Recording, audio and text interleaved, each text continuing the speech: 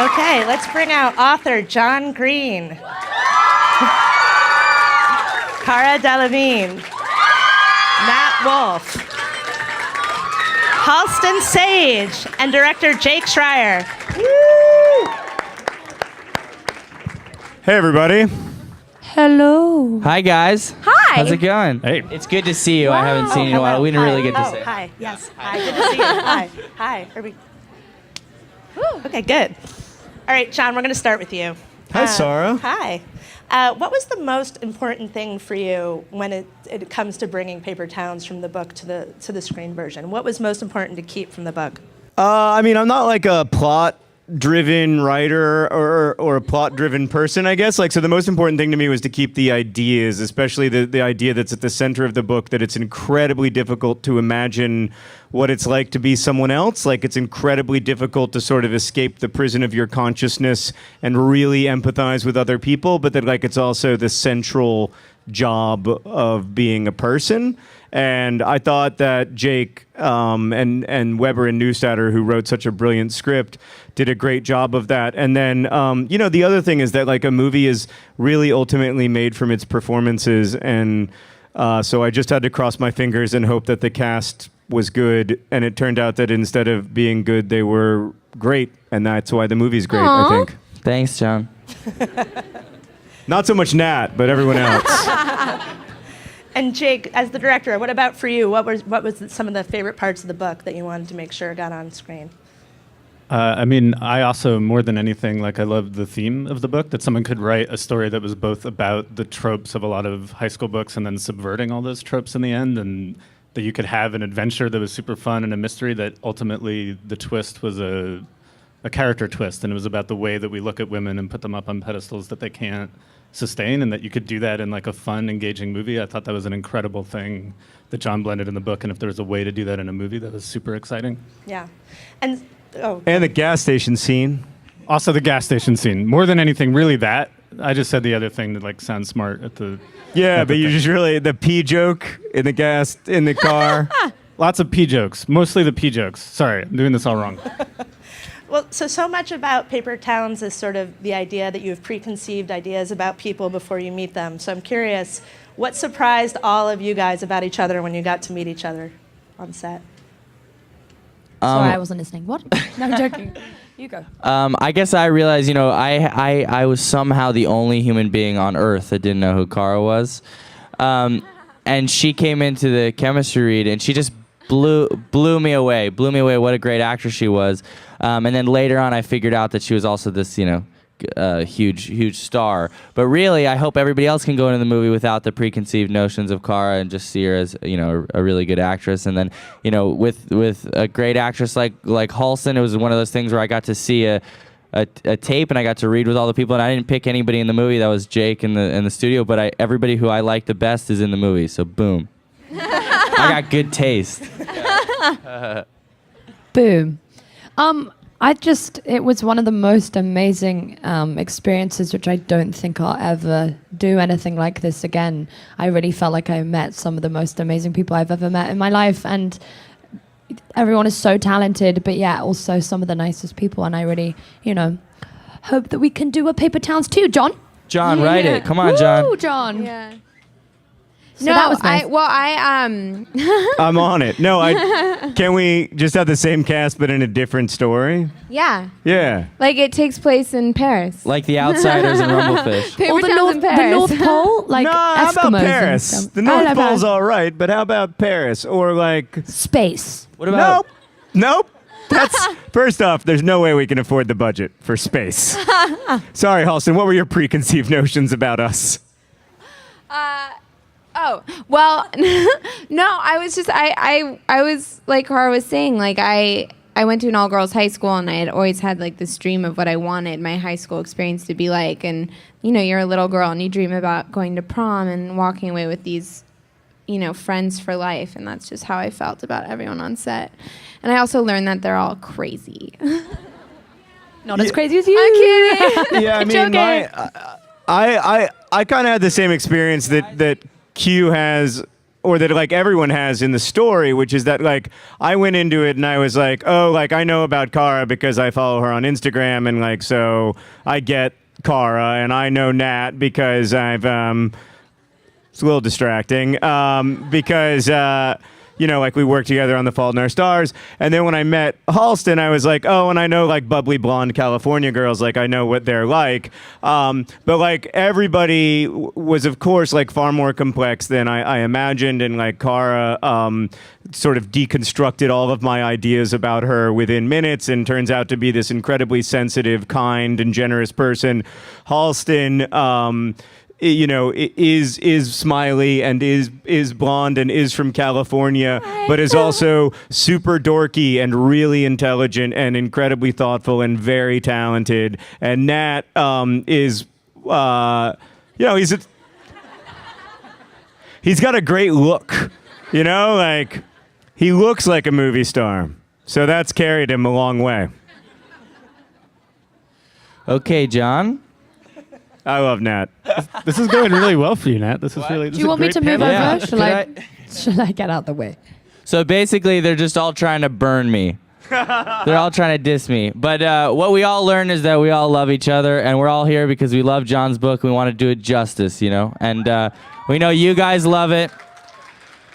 So we wanted to make a movie that honored the feelings and the themes that you know, it presented. You did a great job, man. Do you guys want to see a clip from the movie, maybe? No. Oh, okay. I'm going to on, try John. to do this with my Apple Watch. What? Do I get an Apple Watch? Hold on. Hold on. I'm going to try to make this happen. So, Jake, do you want to set up a little bit what we just saw? Q's been living his life exactly like staying in his lane. He loves the girl from across the street, and he thinks he has no shot. He's going to go off to college. Everything's going to be fine. And then one night, she comes to his window and leads him on the most amazing night ever of revenge and excitement. And we just watched it. So that's what you. So that's what happened. Was it okay? Come on, guys. Bill. Cara, was there something about the character of Margot particularly that interested you when you wanted to play her? Not really. There was so much. I think when I first read the book, I needed to know Margot. I wanted to be friends with her. I wanted to be on that adventure. But I wanted to kind of figure her out more, and I think that was what drew me to her the most.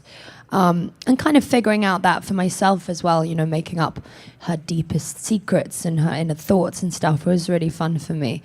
And kind of going on the same journey as everyone else of like discovery with her was really cool. Do you feel like you figured her out? No, I'm still figuring her out. But I aspire to be Margot, you know, there are some, apart from the parts where she is not great. But, you know, that's part, you know, her fearlessness and just bravery and living in the moment and that kind of, you know, I think all of us can aspire to parts of Margot, apart from the bits where she leads him on. That's not nice. Don't do that. That's not Yeah, I mean, I felt like I learned a lot about the characters through making the movie, which was really cool to me because, you know, this is a book that came out 7 years ago, and it was interesting to revisit it. And, you know, Cara brought things to Margot that helped me to understand Margot in a way that I didn't really when I was writing the book. And, you know, Halston and Austin and Justice and Jazz all brought things to their characters that really gave it lots of like nuance and complexity and made those relationships feel so real to me, even when I was on set, but then like especially when I was watching the movie. And then the only character that like I thought I knew all the way was Q, because I see the world out of his eyes when I'm writing, and I was really worried about that. Like I was really worried about like when Nat doesn't sound like the Q of my imagination, am I gonna be like Nat, he says it like this, he says it like this. But what actually happened is that like from the moment I got to the set, Nat just became Q for me, and everything sounded the way it sounded in my head, and that was just magical to feel like, wow, he understands this kid like completely, and that meant so much to me. That was the coolest part of the whole movie process for me. Thanks, John. We have some He's so questions. nice. It's true. I wouldn't be here if I didn't like you guys. I'd be home with my cool kids. You John. like us better than your kids? Crap. I already see the headline. Do you want to pick one of these questions? Oh, sure. that we We've got some social questions for the cast on our iPad. It's amazing how many Apple products are here. I don't know why. What was your favorite scene to shoot in the movie? This comes from at Edward is the man. I don't know if Edward is also the person tweeting it or if it's a different Edward, but That's actually my Twitter. So oh, who's the Edward that you like so much? Oh, you are Edward? Oh, multifaceted, John. yeah. You contain Multitudes. as Whitman put it. You contain multitudes. What was your favorite scene to film? I don't know. The whole pranking night was really one of the most amazing things, especially to live in your mind. I was like, who did you do a lot of pranks? How creative are you with pranks? If I ever need to do one, I know who I'm coming to. Yeah. 'Cause You should come to my wife because she plotted most of that stuff out for me. now You I know Sarah. Know She's Sarah. she's hard. Uh-huh. Yeah, she doesn't mess around. And no, never play pool with her because she'll whoop you, Yeah. as we all know. Yeah. Jake, She's actually Cara, very and I nice. all got schooled at pool by Sarah. Yeah, she pool sharked School us. to pool. Yeah, she lost the first game on purpose, like a real pool shark Didn't would. we bet money on that? Yeah, and then when Yeah. we started betting money, she started killing it. Nat?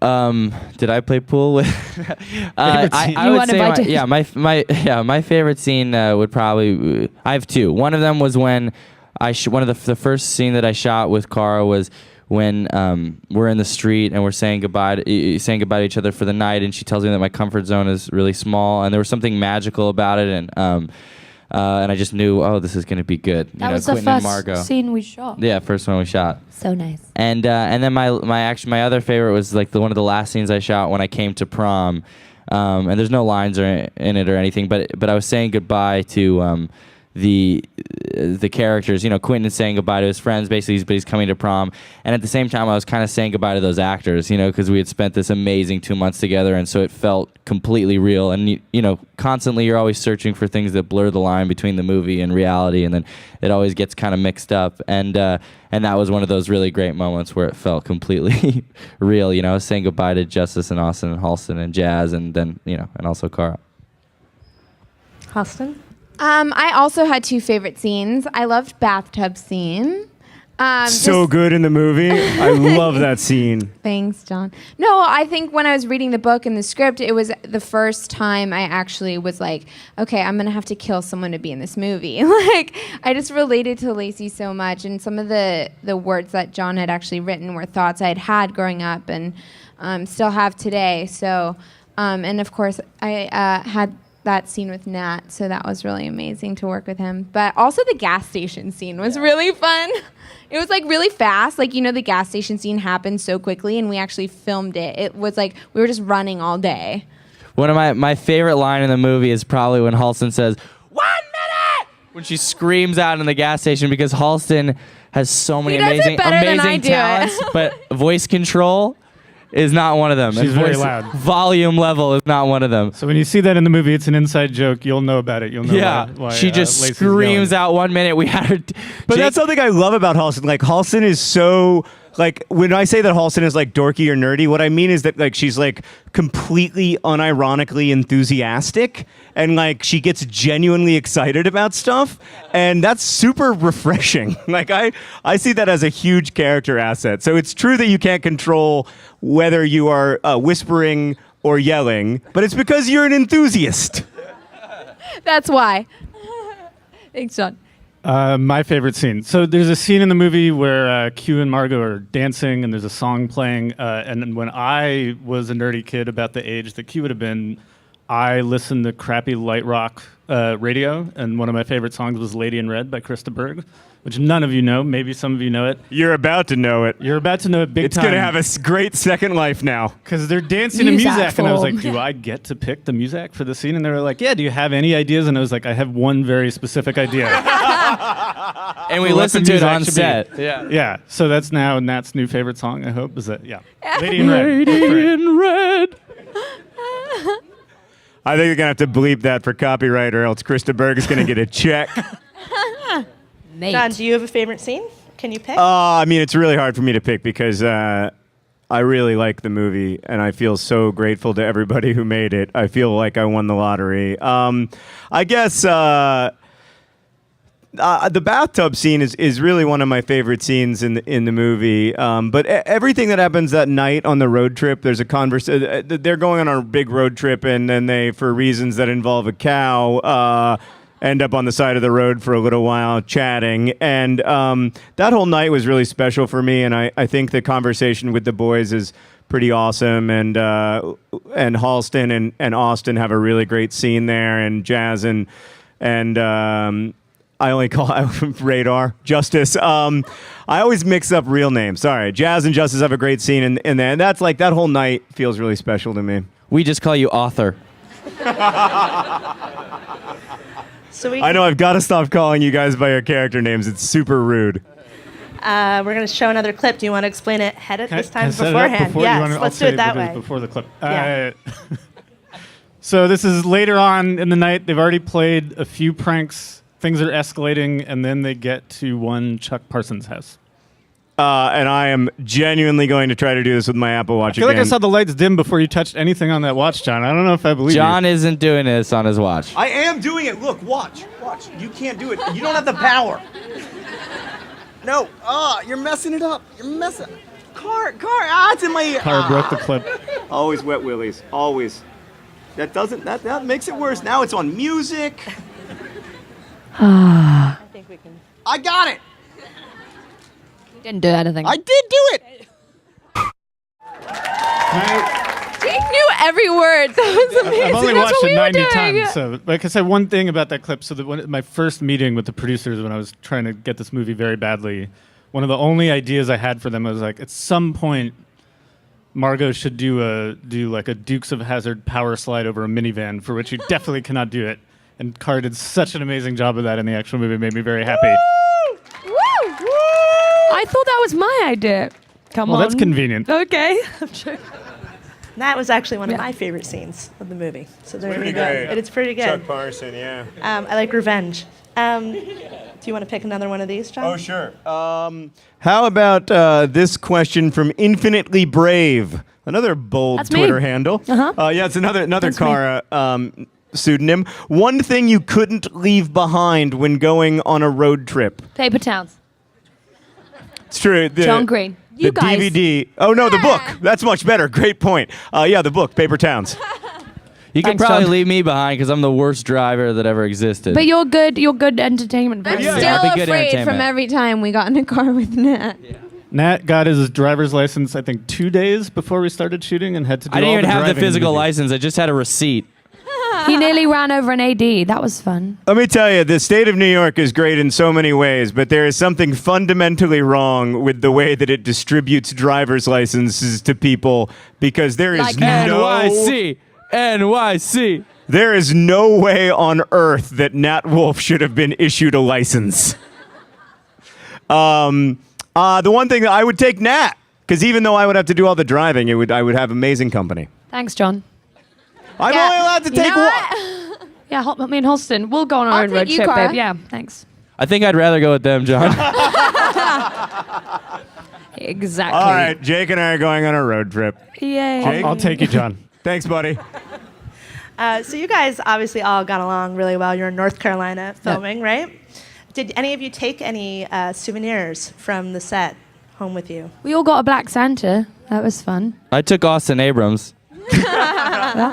Oh, no. No, I'm kidding. I took my shoes home with me. I don't know if I was allowed, but I did. You know, Cara, it's we're nice. going to need those back. Keeps We've it been go- wondering where the shoes were, and thanks for Damn it. reporting it. Okay. I took a lot of stuff. Yeah, I took Ben's beer sword. I took the J in the Jefferson Park High School sign. I took Q's copy of the fourth Harry Potter book. Did you take the Mountain Goats poster? I took the Mountain Goats poster, and I also took the Woody Guthrie poster. On the last day after they wrapped, I basically Robbed. I John I stole. basically went to the set and took everything that wasn't nailed down. Actually, one of the nicest things that John did is got all of us a gift of the actual original ESO map, one of the first maps to actually have Aglo I gave printed you one. on it. I wrote you a note. I remember I wrote you a note, and you. All of us except for Cara, because she got the shoes, and so No, she didn't get the map. Cara now remembers. It just took her a second. But yeah, so I got everybody maps with the actual Aglo on them from the 30s and 40s. Thank you, John. Yeah, thank you. Nat clearly has lost his, but that's all right. Oh no, it's right under. It's in my drawer. Where the at home. unicorns are under my bed.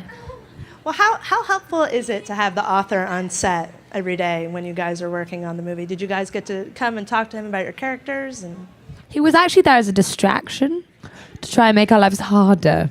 He was there for me as a hand warmer target, which was fun. Yeah, Cara kept throwing. It was very cold in North Carolina, and Cara would throw Freezing. the hand warmers at me.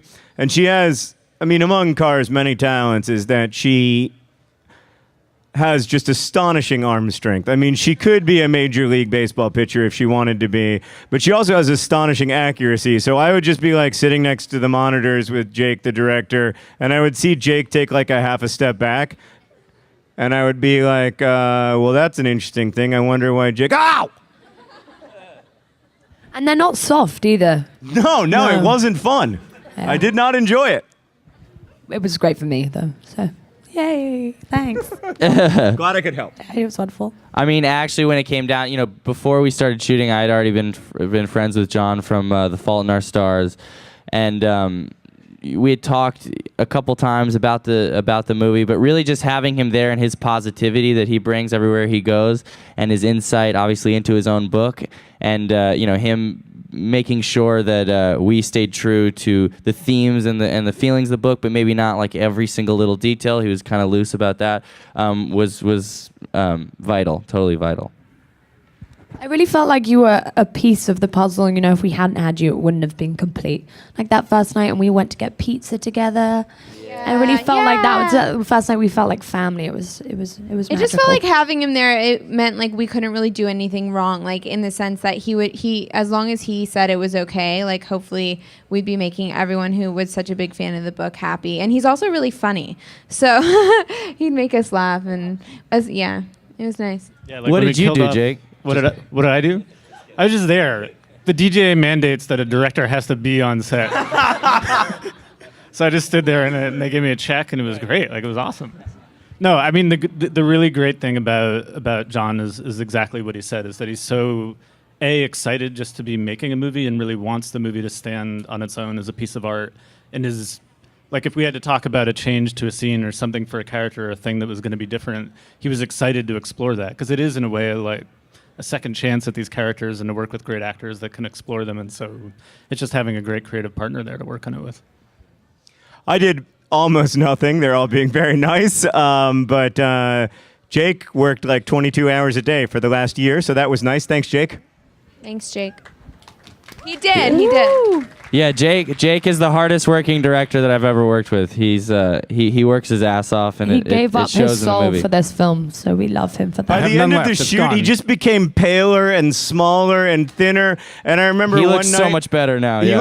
looks like a He's person healthy. now, but he looked like a zombie at the end of it. And one night I remember he texted me and he came over to my apartment and he just knocked on the door and he was like, Can I have a frozen pizza? I think I forgot to eat today. And I was like, you've come to the right place. Please, sir, do you Because have I've anything got to 100 frozen Please, sir. pizzas. Could I Also, have he some wore a food? suit to set every day, which was super So cool. dashing. Yeah. Suit and tie. It was very like old fashioned. Very. That's just so I cool. don't get mistaken for a PA. I'm just trying to. He also has an exceptionally strong shoe game while we're complimenting Jake. I mean, every All day right, he enough would- of this. we'd We be like love What's the next hiking. question on the thing? Can I We'd be set like up a clip? hiking through the mud in North Carolina, It's and true. he'd be wearing these like amazing designer shoes. we're going to stop embarrassing Jake and let him set up the last clip. And then we'll get to you guys and questions in a second after that. All right. So the last clip is we talked a little bit about it. We talked about the gas station scene. And when I read the book, this was really one of the first scenes where it was like, I have to film this scene. I mean, it's so visual in the way John writes about it. And it also was it really was one of the most fun days on set because everyone was just running all over the place and throwing things, and it was just Nat has a really cool spin. Yeah, I got to like live out my fantasy of destroying a grocery store. You know, that thing that goes through my mind every single time I go inside a grocery store, and I'm like, what if I could just throw everything off the shelf on the ground and stomp on it? And then Jake said, do that. Yeah. It was great. You are so sweet. Okay. Oh, wait. Oh, here we go. Also, there's a little extra secret in that scene in the movie when you go see it, but we can't say what it is. Shh, you shush. Okay. All right, we're going to take another question from social media here from Books You Know. Best high school memory, John. I've got a lot of good and terrible high school memories. Maybe the best was the last night of high school. I went to, we didn't have a prom, but we had a thing called senior banquet. And I went with a really good friend, not a girlfriend, named Amanda, who now lives in New York, by the way. And it was just an amazing night with people I'd come to really care about and the kind of the formative friendships of my youth. Yeah, just had great conversations, and it was just a really special night. Teenage memory, Cara. Probably leaving. No, I'm joking. I loved school so much.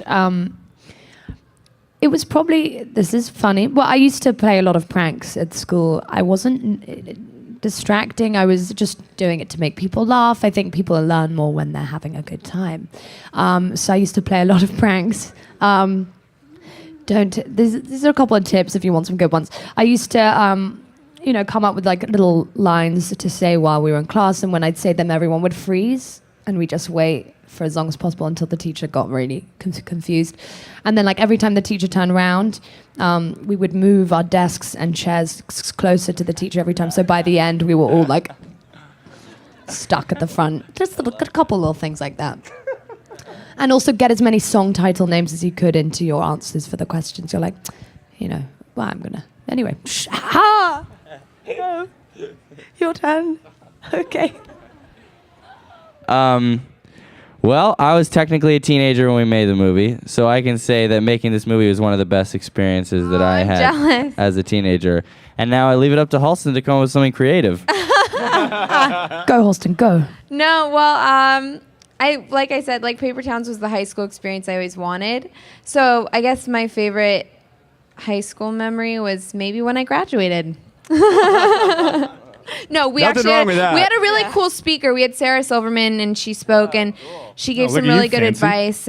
And Your high school graduation speaker was Sarah Silverman? yeah, it was amazing. We had like a amazing. local business leader. You were booked, John. John, you were booked.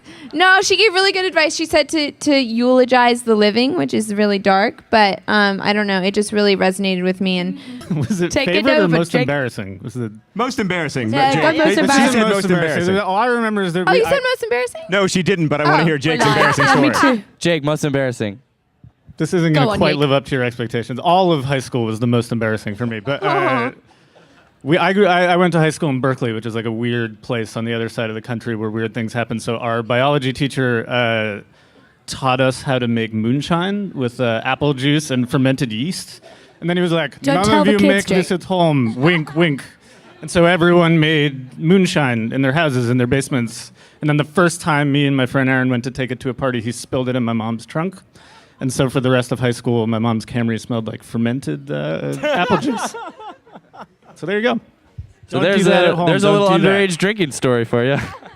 Yeah, but it's Sorry. so nerdy that I don't know that it really counts.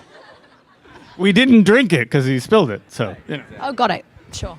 So spilled your drinks, An kids. attempt at underage drinking. One last. That's spill your. It's a lesser crime. Do you want to ask everybody the last one here from @fan I'll community? do it. Yeah, Sure. you do it, Cara. From Which one? @fan community. I can't read. Oh, wait. Oh, yeah. Can you describe the cast of Paper Towns in one word? Brilliant. Am I right? No? Cara stole my word. Fun. I would actually say kind, because I think like ultimately what my memory of it and like what stands out for me is this extraordinary generosity they showed to the story and like how much of themselves they gave to those characters and how hard they worked. And also how good they were and are to each other. So It's I would like say 80 kind. words. That's so many He's words. a writer. My word is kind. He's a writer. I would say friends. Oh, I like that. Dedicated. I think everyone loved this story so much, and they just put all of their heart into it, and hopefully it shows in the movie. Supercalifragilistic. All right, well, John took all the nice, sweet stuff that I also believe in. They're wonderful people. I'll just go with young You are just lovely today. compared to us. That's fair. I think, do you guys have some questions out here in the audience? How's it going, everybody? My question is actually for John. I want to know, getting a second crack at these things, when it comes to maybe an ending or a scene or something like that, is that added pressure, or do you look at it as sort of a blessing that, maybe something that the book came out and you can never really sort of re-release a book or do a second edition of a book, but a movie is a second go at things. So how do you approach that? Thanks. That's a great question. I mean, there are a lot of blessings in being able to kind of go back to the story. I think Scott and Mike, who wrote the screenplay, did a lot of things that, looking back, I wish I'd done in the book. That's also true in The Fault in Our Stars, especially having Angela on the road trip and really drawing out those relationships and the arcs of the characters who aren't, the two central characters. And I really enjoyed watching that happen, but I tragically can't take credit for any of it. Also, I mean, the kids made the movie better. There's one thing, I don't want to spoil it, but like there's one moment where they all sing a song together. That's one of my favorite things that in the whole movie. And they just, Halston or possibly Justice, they argue about it, like just came up with it, while we were on It was set. me, John. It was Halston. I remember it as being Halston, but I love Justice and I don't want to hurt his It was feelings. Halston. I feel like I have to defend Justice because No. he's my friend. No. and I'm No, it sitting was right Halston. next to It you was right Halston. now. It is way more like Justice to lie. But at the same time, I have a vague memory of Justice coming up. Cara? I have a vague memory of Justice coming up with it. So I just have to put Anyway, that out yeah. there. So like one of was the fun Halston. things about that It was collaboration, Halston. It one of was the fun Halston. things about It that was collaboration Halston. is that It was Halston. more things can happen. Like more good things can come from it than can just come from me writing a novel. Halston actually wrote Paper Towns. So, anyway.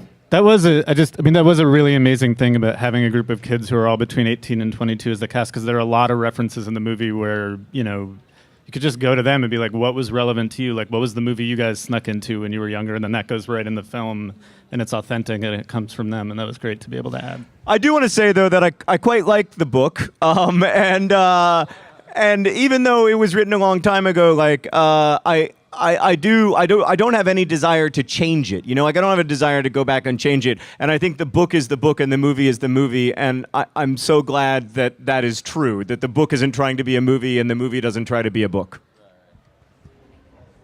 Hi, I'm a huge fan from Kuwait. I came all the way here to watch you guys. Me and my friends. Thanks. You're welcome. Yeah, thanks for coming. My friends and I at school, we have this thing called the Jara crew. We made it a long time ago, about a year ago, I think, because we're really huge fans of you, John, and Cara. So I was wondering if I could get a shout out from you guys. Yeah, thank you so for much. them. Jara. Jara. We love the Jara Club. Thank you guys rule. Well, first, I just wanted to say that The Fault in Our Stars changed my life because, my mom was actually has a terminal diagnosis, and she was supposed to pass away a while ago, but she's still here today, thank God. And enough of the sappy stuff. My question was, if Augustus and Hazel were best friends with Q and Margot, what kind of adventures would they go on? Oh, that's a great that's question. cool. That's the cutest question. First, about the sappy stuff, if I may, for a moment, just say thank you and thanks for sharing that with me, but also thank you for finding stuff to connect to in that story, because that means more to me than anything. I mean, it's the greatest gift in my life. So thank you. I think that Gus and Hazel and Q and Margot could have a heck of a good road trip. In some ways, Gus and Hazel were sort of denied a good road trip because their author lived across an ocean, so they couldn't drive. But I think it would be fun. In the first draft of The Fault in Our Stars, I had Hazel and Van Houten go on a road trip to Mexico. It's turned out to be a very bad thing on many levels. My publisher and editor, Julie Strauss-Gable, who's here today, blessedly said the first 200 pages of this novel are quite promising, and the last 50 pages reads like really terrible John Green fan fiction. Like you got to the end of the book and you were like, there hasn't been a road trip. I guess I have to have one. But yeah, I don't know. Maybe they'd go on a grand adventure to the Grand Canyon together or something. Disneyland. Oh, Disneyland, yeah. That'd be easy because they're Q and Margot are already in Orlando. So. Hey guys. Hi. Hi. Okay, so my question is for Cara specifically. I love you and Love you too, babe. Thank. Like your transition from being a model and going into the acting world, just in general, how did you do that transition, and how did you feel, Jake, with having, I mean, I know you guys love Cara, but how did you feel with having someone, like, were you okay with that? Were you kind of like scared about that? Wasn't too okay with it. It was really, no, wait, so I just want to say, so Cara, you're 22, right? So when I was 22, I think I worked as a data entry clerk at like my friends' moms. Like, we have all done things before we do the thing we eventually are going to do, and like they're all such a young cast. Cara's been a bunch of movies before this, and Justice and Jazz hadn't been in a movie before. Like, no one at this level should be judged for what they did beforehand. It's only about the talent that you bring to it. And, you know, Cara didn't get this role because I also don't really use Instagram or know anything about fashion. The shoes thing is wrong. I didn't know who Cara was really before this either. She came into the room and she blew us away with her audition, and that's why she's in this movie, and for no other reason than that. Yeah, I mean, Cara would be in the movie if she'd never been a model, because as long as she'd gotten an audition, because when she got the audition, it was very clear that she was the right person to play Margot, and that she understood in like seemingly impossible ways what it's like to be one of those people who everyone is paying attention to, but no one is actually listening to. And that's the key thing about Margot. You know, Margot has to be pushing against that. And I could feel that in the auditions so intensely. And also she made Nat, she made Nat better, and the way that they worked together was really intense and exciting. And yeah, I completely agree. Like, she's just I'm going to let you answer the question, but like from our perspective, that's a hard question for her to answer. She's and just I agree a great 100%. actor. Yeah. I don't know I what to agree. say. I feel like you guys said anything. I feel like as a cast we all made each other better, and that's why I think all of us worked so well together. I don't know. For me, I think we live in a world where we all love so many different things, and I think to put anyone in a box is the worst thing you can do nowadays. I feel like maybe I'll change what I do when I'm 80 years old. I feel like that's why we're so blessed, and why we have such an amazing world where we can kind of branch out and do these things. You know, there are a lot of actresses who are amazing who were models before, but they just weren't really known models. And I think for me, if I was to ever get a part because of my following, I would rather not do it at all. You know, I want to be picked because I bring something to the role that maybe other people don't. And if not, then I'll just carry on modeling. It's not a bad job. I don't care. And if she doesn't, and if you don't keep acting, we're all going to be really upset. You're too talented. Thanks, pretty. Because Nat's going to be a supermodel very soon. Yeah, I will be taking up Yeah, the that's the other supermodel. thing. Nobody ever talks about my supermodel career. Dudes who are both actors and models, which are most movie stars, including like and girls. Huh? Like, And I mean, girls. like Ansel is a great actor who is in The Fault in Our Stars, but also does a ton of modeling. Nat And is is a a brilliant DJ. actor. I don't And do aren't you- modeling. Aren't you a supermodel? No? Not to my knowledge, but maybe, is there anybody here He also casting does for- music. Halston's an incredible horse rider and does many other things, philanthropy-wise. You know, we all have... He does books. Did you know that? You know, we all have does things. books. He does I those do books. 'em. Apparently, I'm very good at English, so that's good. Where? How have we got him? Hi. What happened to your arm? Did you get that cast just so you could ask a question? Sign it? Oh. Yeah. I'll sign I your was cast. wondering, what like behind the scenes, like what did you guys? I was wondering like what your favorite moments were like behind the scenes and stuff. They all went out to dinner a lot, and like sometimes they would let me come, and that's some of my favorite memories is just of like going to dinner with them. And then I guess my least favorite behind the scene memory is that is when they would break into my apartment at 3 o'clock in the morning and jump on my bed and has scream cookies next until to I his woke bed. up. It's amazing. And then they would make fun of me because I eat cookies in bed because I was alone and lonely for 2 months, and I ate cookies in bed, and I'm not going to apologize for it. And Halston would be like, "Why are you eating cookies in bed?" And I would be like, "Because." Why are you not eating But that's cookies when I in bed? started to like John even more. I was like, okay, we're friends. Finally. Cara, I was wondering if you can sign my cast. Yeah. Get here. Come to me, child.